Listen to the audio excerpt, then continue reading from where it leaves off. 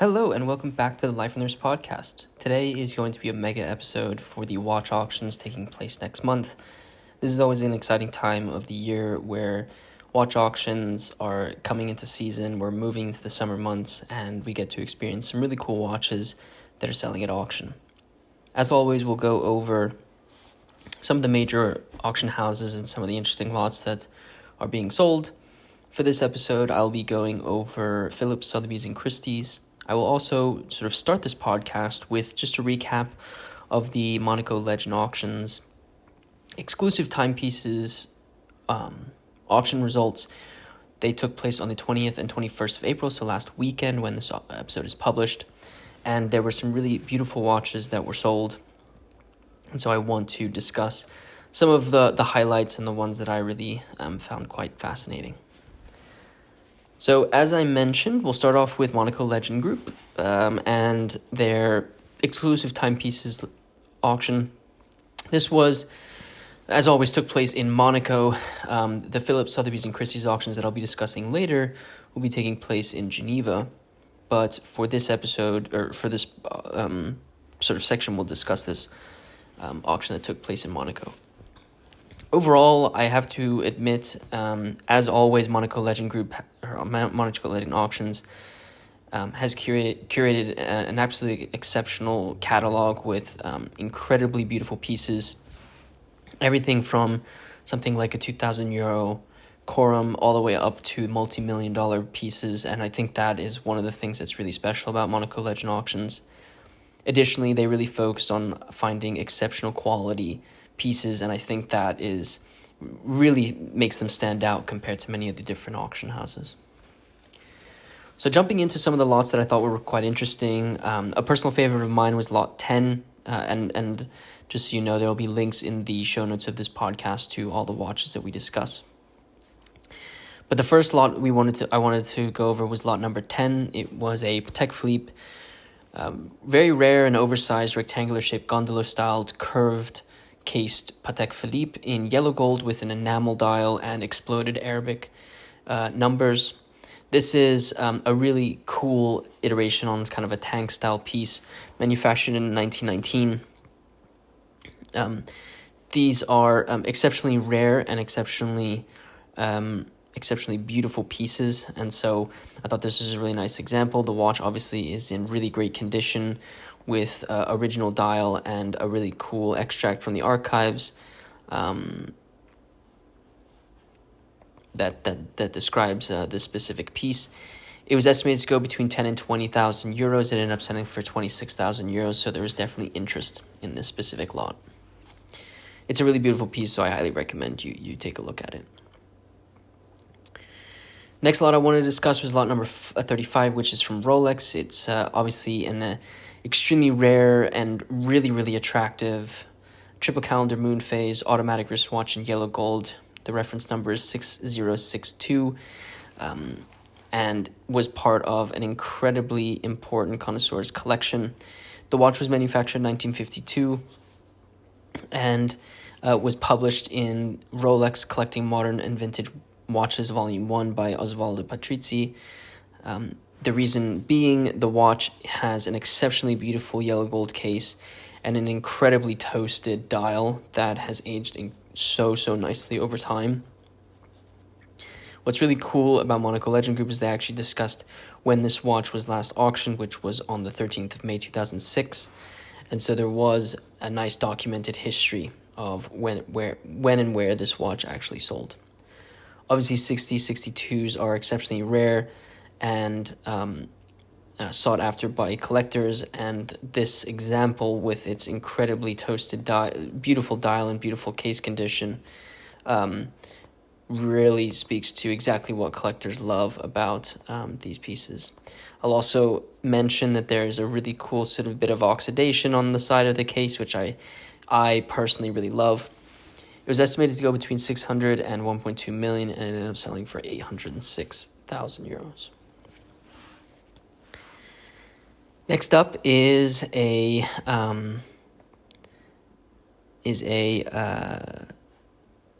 very, very popular piece. It was lot number 47, which is a fresh to market Rolex Daytona Paul Newman Lemon Dial, reference 6241, from the personal collection of Renato della Valle,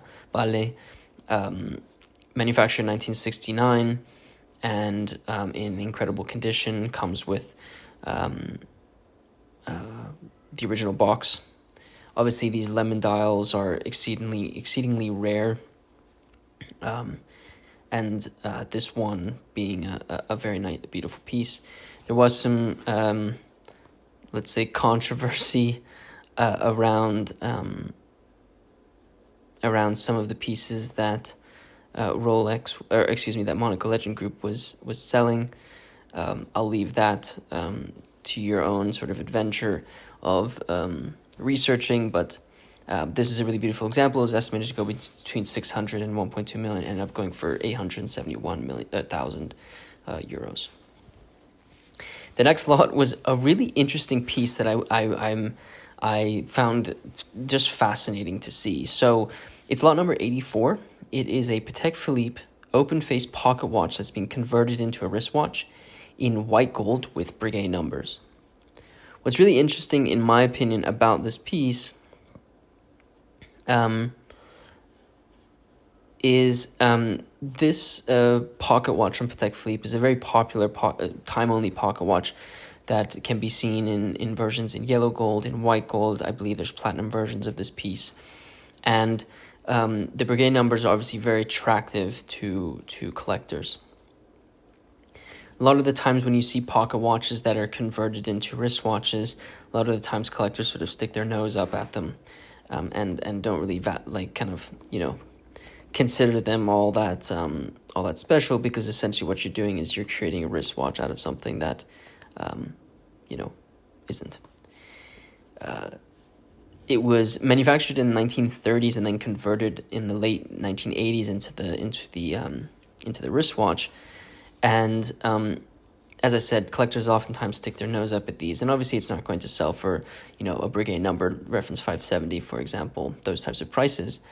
But it sold for a decent amount. It was estimated to go between 2,000 and 4,000 euros, and sold for 6,500 euros, which is a fairly great result. I think it also, and I'll mention this when we discuss some of the other auction houses, kind of shows the validity and I think the growing interest in pocket watches. And I think that's very exciting for me as a pocket watch enthusiast. One of the cover lots was lot number 90. It's a fresh to market, really, really important, and I know we've spoken about this previously. Single button split second chronograph in yellow gold from Patek Philippe, which is the former property of Sir Henry Seagrave. Exceptionally important piece that has provenance with a lot more individuals other than Seagrave. And what's really nice is, again, there are some documented histories about other lots similar to this that have sold. This obviously has an extreme amount of provenance. We've spoken about it before. You can see the show notes for the specific piece in Monaco Legend Auctions. Does a really great job of documenting it. Estimate was 500 to 1 million euros, and ended up going for just shy of 1.8 million euros. So the significance of this piece, documented provenance, definitely were factors that were weighed when considering this specific piece. And I know that the collector is going to be ecstatic with this specific watch. Personally, the overall condition of this watch is okay. I'd say it's probably a little bit softer than maybe collectors of mint condition pieces would like. But obviously the provenance and the rarity of this single button chronograph play a huge part in its results, and obviously in its sort of lore.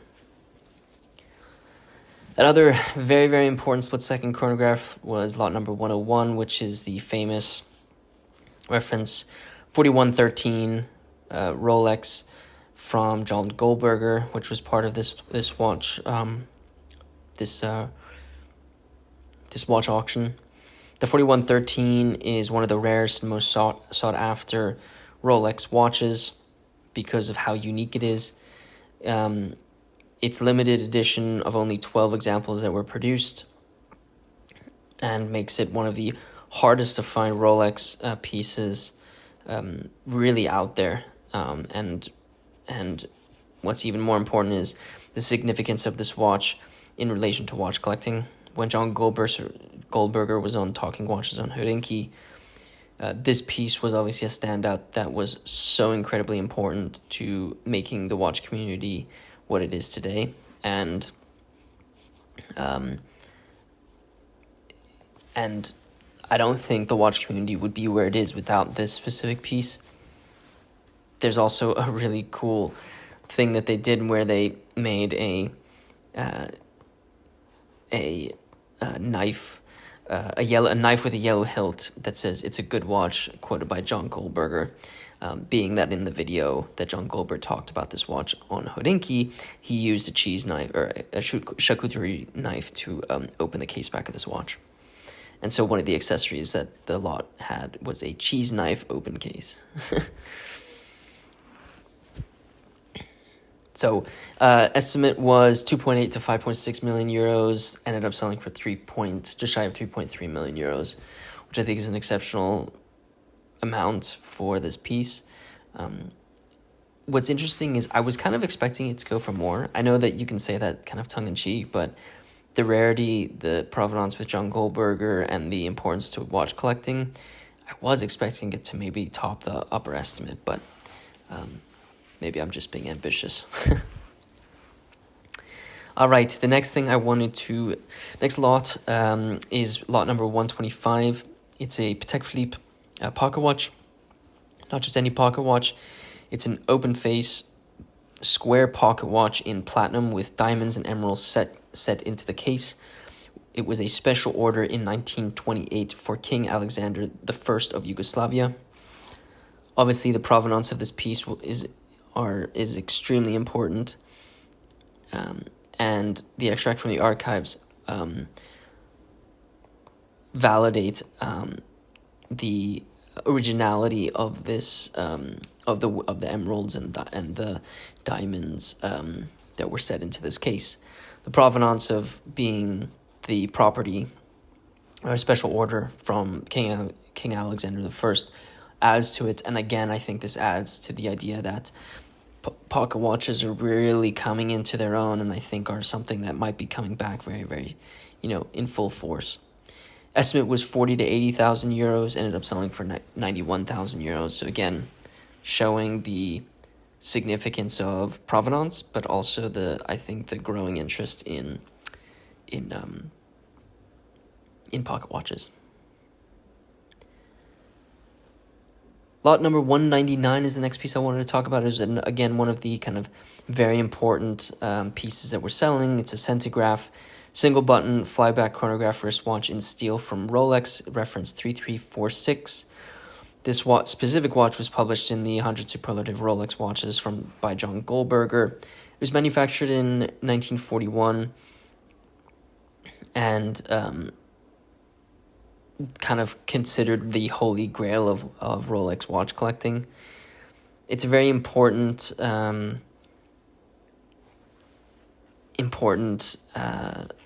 piece, as there's only been 9 reference 3346 xerograph or centrographs that have appeared on the market, including this newly discovered piece.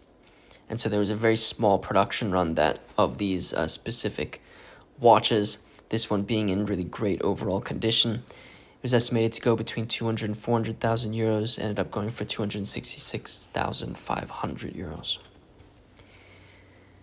The second to last lot I wanted to talk about for the Monaco Legend auction is a pocket watch. It's a Vacheron Constantin Grand Complication in yellow gold, manufactured in 1925. It's a 52 millimeter open face pocket watch with minute repeater, perpetual calendar, split second chronograph moon phase in yellow gold, exceptional, in really great, exceptional quality, and was last sold in 2013 at Sotheby's. This specific watch is kind of like the holy grail for collecting Vacheron Constantin or Vacheron Constantin pocket watches. What's really cool is I think this shows that these grand complications in pocket watches can be even as exciting as grand complications in wristwatches. So I highly recommend, if I haven't said it enough, that you should check out pocket watches. But anyway, the estimate was 100 to 200,000 euros, ended up going for just over 200,000 euros, so a pretty good result. The last lot I want to discuss, and this was the last lot of the auction, is a Rolex. It is a fresh to market and possibly unique configuration of the Datejust reference 6304. This one is in platinum and retailed by Serpico e Laino. It was manufactured in 1955 and obviously has a platinum case. But what's even more significant is that it has this really beautiful slate gray dial, diamond indices, and obviously sold by Serpico e Laino, which is a very famous retailer of Rolex. And Serpico Rolex watches, the watches that were sold by the Venezuelan retailer are considered exceptionally rare and very sought after. This watch, interestingly, when I saw videos and pictures of this watch, I thought that the case looked a little soft, but I think it was just the fact that I'm so used to seeing stainless steel on Datejust and really wasn't used to seeing platinum. But the case is actually in really great condition. Very, very strong case, and obviously a very beautiful piece. Estimate was between 500 and 1 million euros, sold for 635 million euros, so definitely a collector's market for these exceptionally rare pieces. Overall, I thought the Monaco Legend auction was a really nice way to sort of kick off the auction season. Some very beautiful pieces that sold, some very significant pieces that were being sold. So looking forward to what is going to take place in Geneva next month. Speaking of Geneva, we'll move on to the auctions that are going to be taking place in Geneva in May. I'll start off with Phillips and their Geneva watch auction featuring the Guido Mondani collection. It's taking place from the 11th to 12th of May in Geneva. There are showings that are going to be in Dubai, London, and Singapore.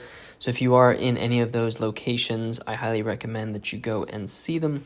Obviously, they'll be in Geneva if you are close to Geneva to see them. There are a few lots that I want to discuss. I'll start off with lot number 10, which is a Patek Philippe reference 1485, which is a really beautiful, rare, and attractive stainless steel square-shaped Patek Philippe with subsidiary dial. It was retailed by Frachero. I really find the case design of this piece really quite interesting. It's also extremely innovative, and the patent that went along with this piece obviously marked a very significant part of Patek Philippe's sort of journey.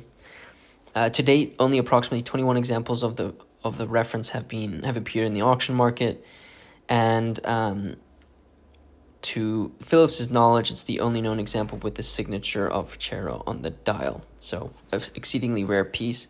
I will come back to this 1944 reference 1485 later, because there is another 1485 that is selling ironically. Lot 35 is a really nice example of reference 130 in a lovely and rare pink gold configuration with a pink gold case and pink dial. It was manufactured in 1941. This is a 33 millimeter chronograph, so it's not for everyone's sort of size, but the 130 is obviously a very important part of Patek Philippe's sort of chronograph lineage. Beautiful. I picked this watch really because the hue of the dial with the pink gold case is exceptionally beautiful, and it's worth taking a look at.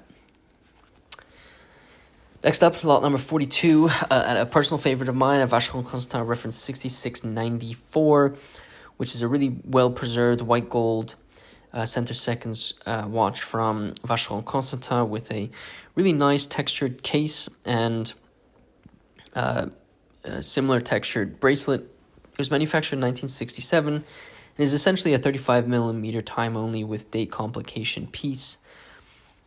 These pieces are extremely hard to actually find in really great condition, and is really just a lovely piece to see. The dial has aged really nicely into sort of like a sandy, creamy hue, which I like very, very much. One of the things that I'm really excited about for this auction season is it seems as if Audemars Piguet is sort of resurfacing on the market. I've spoken about this before, but finding vintage Audemars Piguet is an extremely difficult thing to do, and finding complicated Audemars Piguet is even harder. Lot number 47 is a really good example of what Audemars Piguet was doing during their history. It's a reference 5514, which is a really rare yellow gold triple calendar watch with moon phase indication, manufactured in 1950. It's on the smaller side, 25 by 25 millimeters. It's a square-shaped case, but this complication is really rare. According to sort of documented history about Audemars Piguet, only 22 watches in yellow, pink, and white gold of the model 5514 were made between 1945 and 1950, but only 6 are known currently. And so, again, an extremely rare, complicated piece from Audemars Piguet, and I love to see it. It's also aged really nicely. It's got a little bit of oxidation on the side of the case, but overall has a very strong case that is in really quite nice condition. Probably one of my favorite lots from Phillips. Lot number 49 is a reference 5538, a very attractive and important platinum minute repeater watch with diamond set numerals and Jean-Pierre Ecoffe integrated bracelet, one of 2 in platinum. Minute repeater, Audemars Piguet, obviously being complications, obviously being vintage Audemars Piguet, very difficult to come by. It's known that I believe Audemars Piguet, vintage Audemars Piguet minute repeaters, a total of 7 wristwatches were made from the end of World War II to the 1990s. One of them was transformed into a pendant watch, so there's really only 6 watches with this complication, and this being in platinum, one of 2 in platinum, makes it even more rare. Really beautiful watch, 36 millimeters in diameter, simplicity to its finest, and a really nice example. Check out the pictures. We posted this on our Instagram as well, so be sure to check out the pictures of this, because again, really rare, complicated Audemars Piguet. Lot 53 we also posted on our Instagram. A little plug for the Instagram. There's a link in the show notes if you want to check it out. Reference, it's a reference 130, which is a really nice stainless steel chronograph with a 2-tone sector dial, manufactured in 1937. Sector dials are very difficult to come by. Obviously, the reference 130 in steel are fairly difficult to come by compared to its counterparts in yellow, pink, and white gold. So a very rare example of this, a nicely aged dial that's developed a little bit of patina over time. And obviously, like as I mentioned, sector dials are really attractive nowadays. One of their cover lots is lot number 55. It's a reference 2523-1.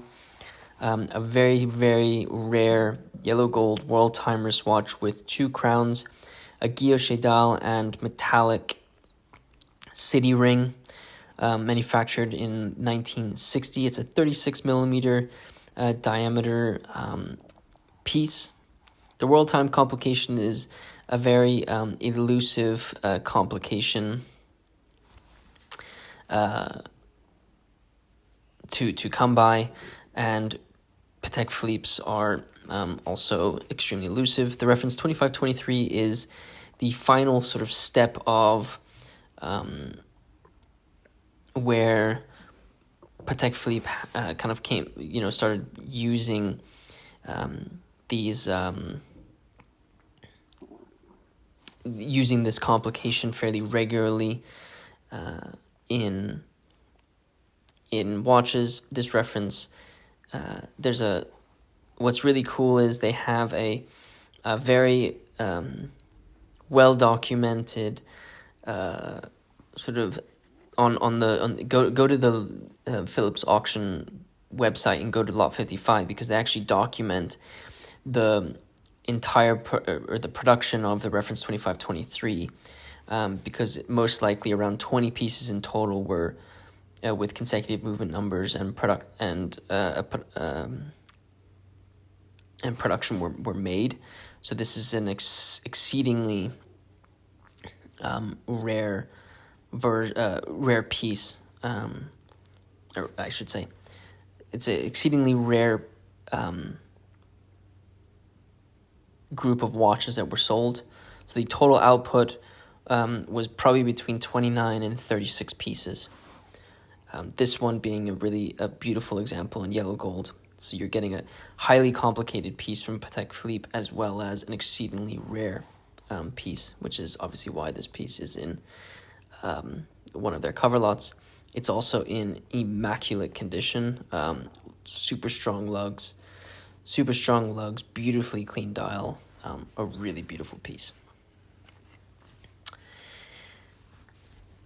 Moving on, a quick shout out to a really nice A. Lange & Söhne reference 701.301. It's a really early yellow gold tourbillon wristwatch with fusée chain mechanism, power reserve indicator with a nice bracelets, part of a limited edition of 150 pieces manufactured in 1994. So A. Lange & Söhne watches are exceedingly rare and of incredible quality. And the tourbillons from the brand are even more difficult to come by. And so when you get a piece like this, they really do sort of shine through. Very, very limited in production, and a really beautiful piece for A. Lange & Söhne collectors. I wanted to end on one of my, honestly, it's one of my absolute favorite pieces, or favorite watches. This is a Rolex. It's a reference 16528. It's a yellow gold Daytona with a incredibly cool blue dial. These are nicknamed the Big Blue, being in yellow gold with a blue dial that I think works so well. As you probably know, I'm a huge fan of sort of the combination of gold and blue, and this is no exception. What's really interesting, Rolex gifted these pieces to partner suppliers and senior managers of the brand in the late in the 80s and 90s, and so these are really, really rare and really hard to come by, and one of my favorites. So be sure to check out pictures of this piece. All right, we'll wrap up with Phillips and we'll move on to Sotheby's, where we'll talk about the important watches auction. Their auction is going to be taking place on May 12th and 13th, I believe. There's a really nice selection of vintage and modern pieces. They also have some really nice pocket watches that they're selling. I'll start off with lot number 10, which is a Cartier London yellow gold wristwatch with a concealed dial made in 1932. It's kind of just an oddball, sort of from a design perspective, and I think it's quite a cool mechanism, as well as crown on the back. And it also has a really nice box that it comes with. So I'd highly recommend you check that piece out.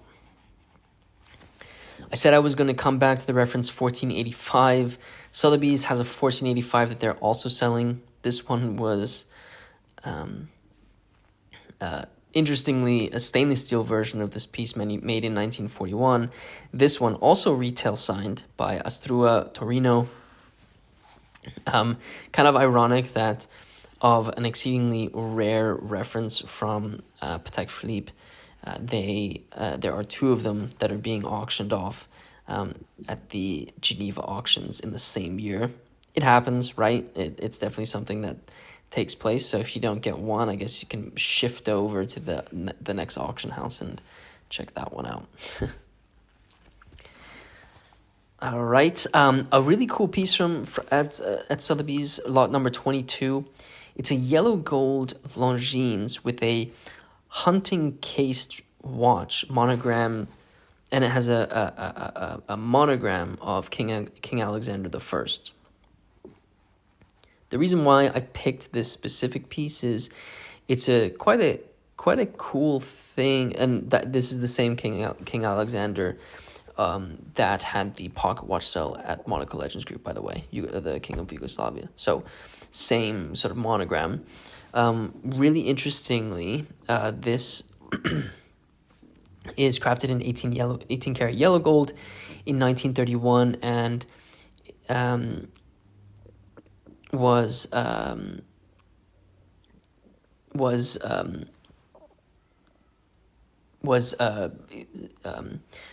essentially invoiced to Mexican Hauser, Zevi, and Cia, one of the most prominent jewelry and watch retailers in Mexico City during the latter half of the 19th century. It reminds me of sort of the type of innovation that you'd find with the reverso, but this one obviously is it's not a reverso, but it kind of has the same concept where it's kind of protecting the front crystal of the case, and obviously has a very important provenance attached to it. The dial is also really beautiful, has these sort of large numerals and sub-seconds and blued hands, so a really nice example as well. There is a Swiss Air that's hitting the market, reference 6630 from Longines. It's lot number 83. It's a stainless steel wristwatch with 24 hours, manufactured in 1955. A very rare 24-hour piece that was made in not so many versions. This obviously has featured on Talking Watches with Alfredo Paramico, this specific reference. And it was a really beautiful black dial stainless steel case in overall, decent condition. Probably to my eye looks like it's been polished, but a nice example nonetheless. The last lot I wanted to talk about is lot number 89. It's a Rolex Daytona John Player Special, reference 6241, with a 14-karat yellow gold case from 1969 that has absolutely incredibly oxidized over time. And for me, this has a beautiful sort of red hue to it that is just so attractive. I love oxidized cases. I'll come to another piece in a second that we can discuss about this. There were roughly 3,000 examples of the 64 ones manufactured, and fewer than 400 examples are believed to have been cased in 14-karat gold, with a handful of 14-karat John Player Special Daytonas having serviced in recent years. So it's an extremely rare version and unique because of the way that the case has oxidized over time. So I think Sotheby's has a really great selection of pieces. I highly recommend that you check out the auction, and you can kind of see some of the lots that we speak through. Last up, we will talk about Christie's and their rare watches auction, including the property of Michael Schumacher. We have discussed some of the pieces that are going to be sold that were part of Michael Schumacher's collection. We've spoken about them on previous podcasts, so you can go into the archives of our podcast if you want to see them. So I'll kind of talk about some other watches unrelated to those, but a really nice sort of selection a really nice, I think, very rare FP Journe as well. There is kind of a theme. It seems like there's a lot of partnerships that are going on between auction houses and specific people, making them quite significant. The first lot I wanted to talk about is lot number 38. It's one of my favorites. It's a Vacheron Constantin 18-karat yellow gold limited edition automatic double retrograde wristwatch with cloisonné enamel dial depicting Germany. This is the reference 43050, manufactured in 2009. I love retrograde retrograde timing mechanisms, and this one literally has both hours and minutes with a retrograde hand, which is just a cool, funky way of telling time, and it shows what Vacheron Constantin does. It's obviously harkening back to vintage versions that were produced with this very similar complication. Next up, lot number 83. As I mentioned, really love Audemars Piguet complications coming out. There is a skeletonized tourbillon wristwatch with date and power reserve indicator. It's the reference 25718BA, manufactured 1995. It's lot number 83. Again, I really am a big fan of sort of the complicated Audemars Piguet. 1995 probably isn't vintage just yet, but it is sort of getting there, and for me, a wonderful example of what they were doing in the 1990s. And actually, I think if you look at the Holy Trinity and what they were doing in the 1990s, it's really worth sort of looking at, because they did produce some really exceptional pieces. Just a really cool part about this watch is if you flip it over, you actually have the crown on the back of the watch as opposed to on the side, which gives it overall a sort of a different look.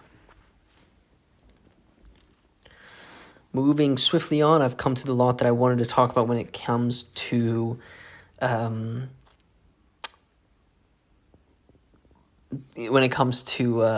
patina, specifically oxidation on cases. It's lot number 90, and I posted this on the Life on the Wrist Instagram. It's a very, very rare and well-preserved anti-magnetic chronograph in 18-karat gold, reference 6034 from Rolex, manufactured in 1952. These pieces are quite rare. It was introduced in 1950, and it was only produced for 5 years. So a very short sort of period of time that it was in production, and is really just a very traditional chronograph that you can kind of picture.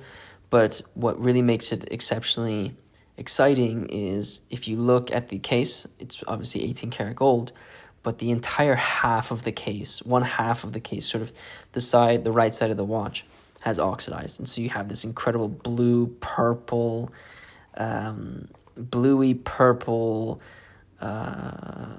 red hue that the case has. And it's not going to be for every collector, but boy, if you love oxidized cases, this piece is so cool.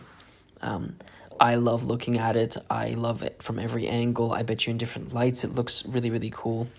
Please check this out. If there's one link that you go and check lot number 90 at Christie's auction. Or you can just go to our Instagram and you can see it there too. All right, moving on, we will go to our second to last lot. I just wanted to mention there's a pink gold perpetual calendar chronograph from Patek Philippe, reference 1518, second series that is selling. It's a really nice example. The case is relatively strong. I think it's had maybe a little bit of polishing, but the hallmarks are really, really strong. Again, kind of subjective, unless the owner knows exactly what sort of happened. But a really nice 1518 in pink gold with sort of a dial that's kind of matches it really nicely. It has a Spanish calendar, which is quite cool. So if you are in the market for a 1518, check out lot number 127. The last lot I will end on is a Cartier, which is quite rare. It's an 18-karat gold reverso wristwatch. It's basically a tank that has a reversible case, very similar to the reverso watches from Jaeger LeCoultre. It was manufactured in probably around 1974, and really is just kind of like a rare and uncommon Cartier that I wanted to bring up. So check it out in the show notes. All right, so with that, I think we'll close out this episode of the Life of the Nurse podcast. As I mentioned, there'll be links in the show notes of this podcast, to the lots that we discussed, as well as the auctions. If you are in Geneva, be sure to check out the sales. They're always really fun to sort of go and participate in. You can also see some of the viewings. If you want to see some of these vintage watches, it's always a great place to sort of learn and educate yourself about these pieces and see and feel some of the greatest pieces in the world. And I think it's a phenomenal opportunity for just a watch, if you're a watch enthusiast, to kind of get involved and see these pieces. If you are new to the Life of the Nurse podcast, be sure to follow us, and that way you will be notified every time we upload a podcast, so you're the first one who can listen to it. And if you wouldn't mind sharing this podcast with a friend who might be interested in watches, it helps the podcast really grow. We've seen some really great growth, and it's so exciting that we're adding new members to the Life of the Nurse podcast and sort of the Life of the Nurse community. So it's really up to you, and I'm very, very thankful that you're willing to sort of share this podcast with those around you. If you are feeling generous and wouldn't mind rating this podcast, that also helps the podcast out and gets more visibility to it. And so with that, we'll wrap up. Thank you so much for listening to this podcast, and we will see you in the next one.